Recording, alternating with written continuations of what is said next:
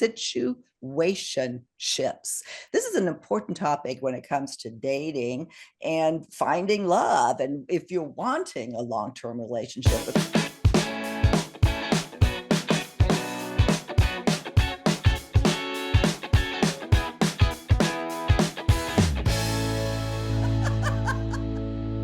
thank you so much for joining us again on Second Act TV. Once again, I want to welcome back Treva Brandon Scharf, the dating coach, relationship expert, author of Done Being Single, and the co-host of Done Being Single podcast with her husband, Robbie, whose office she is in right now, by the way. Treva, thank you so much for being here again. Thank you for having me. I love it. Love you. Home away from home here. Treva, here's a topic that, we've referred to, but I don't think we ever really talked about this. And it's important. It's situationships.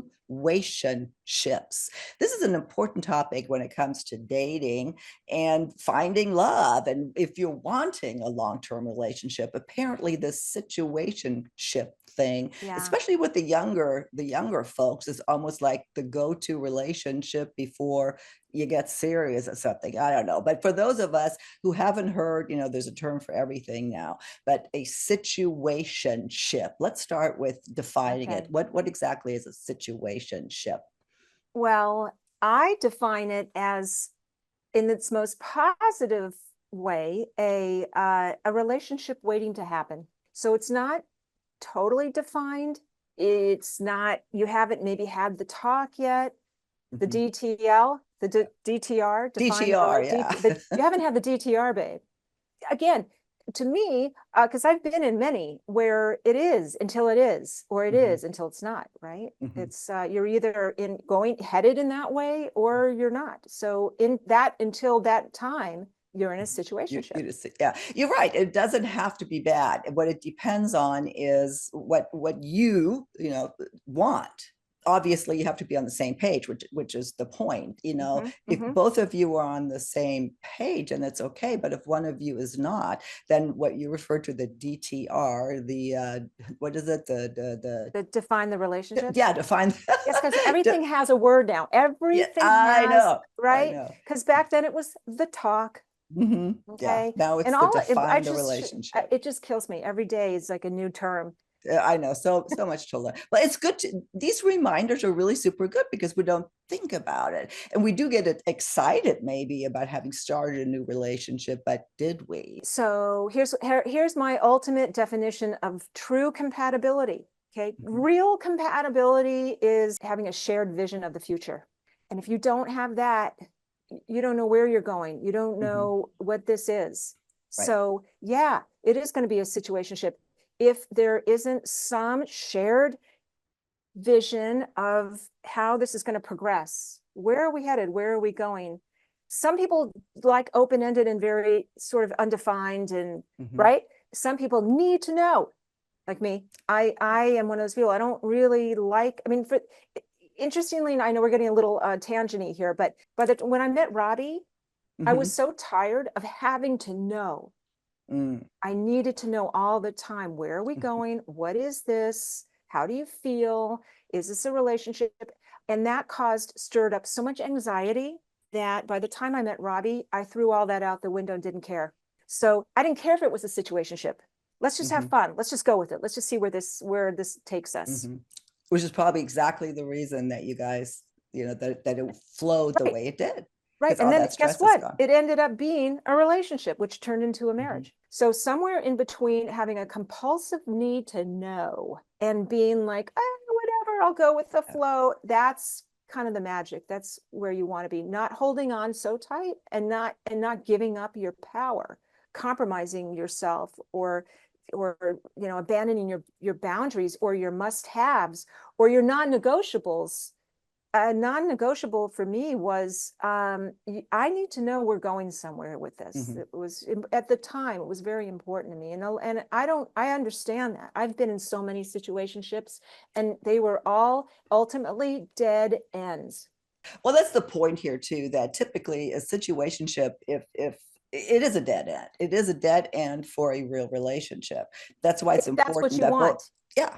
Right, exactly. That's why both people, Right. if you're on the same page, it can Right. be great. It can be great to Oh have my a, God, it can be yeah, fantastic. go on forever. If that's really, and it also depends on your attachment style, but that's a whole other Oh my conversation as God, well. that's a whole other Yeah. segment.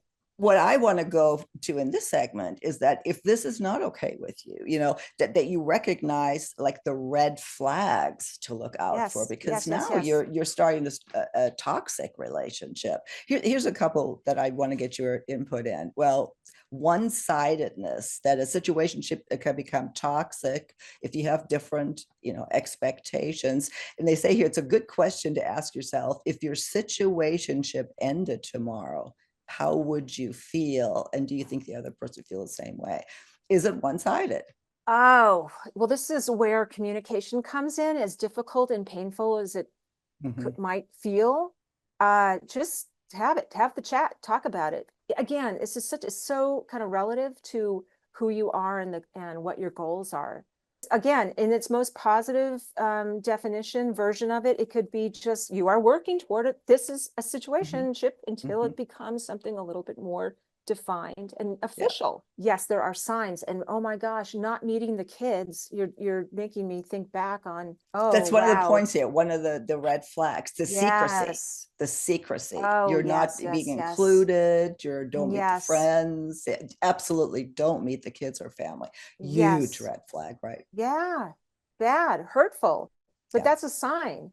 Mm-hmm. Okay. And that's that you are well within your right to say something. Hey, I feel like it's been X amount of months. I haven't met the kids yet. This might, stimulate some interesting conversation, which, by the way, could take your situationship to the next level. No, it can have a positive outcome. And the bottom line is, if it doesn't have a positive outcome, then you might as well know, if you want a relationship and this other person doesn't, then you need to know this, as hurtful as that may be. Correct. I know that's a Yes. lot easier said than done, but I mean, Yes. that's the fact. Feeling undervalued, that's another red flag. Do you feel like you're only being used for sex? I think Yeah. that's one of the big red flags, if that's how you feel. Oh, yes. I mean, you'll know, your instincts will start talking to you like I'm not feeling valued. I'm not Mhm, feeling like a priority. mhm. I'm being kind of hidden. And there will come a moment where you're going to have a little come to Jesus with yourself and ask, Mhm. okay, am I imagining this? Am I just being super paranoid? Or do I really feel a little bit of a second, not a second class, not second class, whatever, you know what I'm A saying? low priority. Yes, yes, yes. Mhm, Because yes, there might be something there, or there may not be, and he or she just also might be struggling with some issues as well, and has their own fears that they're working through, and their own struggles they're working through. This is why I'm a big fan of just talking it out without sounding mhm, too needy or desperate. I mean, you're coming from a place of power. I think anybody that initiates the DTR mhm. is ultimately really kind of coming not from a needy place, but a place of power and Strength. wanting to, Yeah. yes. And I don't want to spin my wheels. Where do we stand here? I think there's so many arguments in favor of having that conversation. It really I'll does link to a help. video. I think you and I did a video on that too. We've talked about, how to, because people just get so stressed out about this. And I get it. I did when I had it with Paul, but leading up to it. But it's an Oh, important yeah, conversation. it's horrible having that talk. Hmm. I mean, in the moment, but then something comes over you. And like, I remember having that talk with the relationship, the boyfriend I Hmm. had before Robbie. I caught myself feeling sort of like pitiful. Hmm. And I went like that to myself, sort of, snap out of it. Yeah. What the hell? Listen to yourself. Yeah, that's funny, because that's the other, I was just going to say, you've been describing one of the big red flags, which is fear of communication or vulnerability, because you're going to get hurt, or it is just so difficult, to share your feelings. And Yes. it's a big red flag. It's yes, but you're going to get the truth. Right. and the Yeah. truth shall set you free, It might. as Maybe we all that's not know. what you want. I, yeah, no, I, I'm laughing about this a little bit, and I'm certainly not like you think back how difficult all that is. And if people are listening now that are in that, eh, we understand. So hopefully something we're saying, sparks Yes, something that will help yes, you move on yes. one way or the other. Because if you're stuck, Mm-hmm. you're stuck. It's not gonna go. Yes, Uh, I also want to say that if you only want a situationship, if you dig mhm, where you're at, wherever you're at, if you dig with sort of the openness, right. the undefinedness of it all, that is for you. That feels good for you. That doesn't make you a bad person. It doesn't. It just makes you you. And hopefully along your search for love, along your journey, you're going to find someone that either can honor it Hmm. and like join you on this Hmm. journey in the way that you like it. I mean, here's the deal. The good news is we're living in a time where kind of anything goes. Right.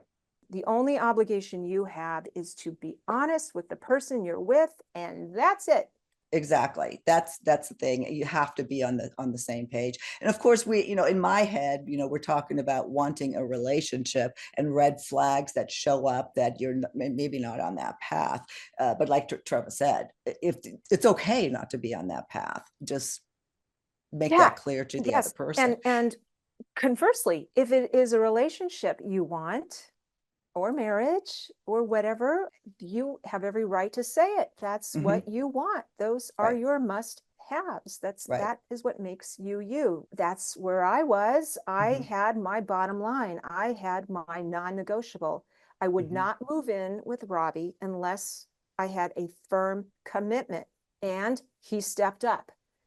But with that said, I was ready to go. I was ready Hmm. to see ya, because I had just gotten to an age and a point where I didn't want to fuck around anymore, and waste my time and spin my wheels. Hmm. Okay. Yep. And he respected that. It's all good. It's, once you just get it out there, you'd be shocked at how Hmm. freeing and wonderful and empowering Hmm. it is. Yeah, they say here the last one or big one to know about is like if there's game playing or passive aggressive behavior or things like breadcrumbing that they're just giving you enough to keep you there. I mean, that can get really Oh, toxic yes. really fast. Yes. Been there, done that, dated that. And this is, the worst, in the worst situations, you'll be with someone, man or woman, that Hmm. throws out just enough bait Just yeah. to keep you swimming, Hmm. which is so manipulative, I know it's but it's it's horrible. up to That's it. you. Yeah. It's on you, and it's incumbent Right. upon you, and using your every ounce of self-worth you have to say, this is not working for me, Hmm. and I'm not digging this. Yeah. And here's what I need. And if you can't do that, if you can't be that person, thank you. It was great knowing you. And bye bye. And we're starting to get to the end. The one important, I think, point to make in this conversation is that, again, what can I control? Well, if it gets Ah, to be a pattern, if you're like stuck in a pattern of situationships, what does that say about me? What am I attracting? And then two is, again, your attachment style. We alluded to that. If you're anxious, you're oh, not, yeah. situationships are not going to Not work for good. you. If you're avoidant, yeah, Yes. yeah. But that again also is a whole other Yes. conversation. Yes. So maybe ask yourself, do all of your relationships seem to be situationships? And if they do, now what? Is there anything else that you want to add on this? I know you've had tons of them. When I work with clients, one of the first things we do is sit down and make lists of non-negotiables, must-haves, deal breakers. A lot of people haven't ever articulated them to Mhm. themselves. They haven't even thought, like, what is it, that I need? And what is really good for me? And what's good for my greater, higher, highest good? So yeah, ask yourself, what do I need? What do I not like? What do I love? How do I want to be? How do I want to feel? What's that feeling I crave? What really repels me? These are really important things to define. It makes your dating life so much more intentional. Otherwise, you're just flailing about and making the same mistakes and repeating patterns. And so, yeah, if a situationship doesn't feel good and you're not digging it, you know, like, ask yourself those questions, and don't feel bad if it's not for you. That is something that's going to help you down the road, identifying the things that you really want, your goals, and the things you don't like. So that is my overall piece of advice. Well, Treva, this another conversation, obviously we could talk about forever. I thought this was really important because we've never just focused on this situationship. So if you do feel like you might be stuck in this, you want some extra help, like Treva said, give her a call. I'm so happy that she actually has a special deal for second act viewers, because you've gotten so many of our viewers. I do. Oh my God, I love your viewers. I love your people. Your people are my people. Your people are my clients. And hello, clients, you know who you are. Big kiss. Yes, I want to help everybody. You've been so supportive of me. And as a thank you, I'm going to offer a 20% discount of my coaching services. Should you want to work with me. And all you have to do is go to my website, which is trevabrandonsharf.com, go to the work with me button, hit that. You'll find another button, apply, and we will have a 45-minute free call, Zoom call, where we get to know each other. And if you decide to sign up and work with me, you get 20% off. Okay, that's great, Treva. Thank you. Thank you. I will, of course, link to all that. Everything you just said, the links, your website, your book, your podcast, everything will be in the show notes. So be sure to check that. And Treva, I can't wait to talk with you again soon on Second Act TV. Thank you so much. This was fantastic. See you soon.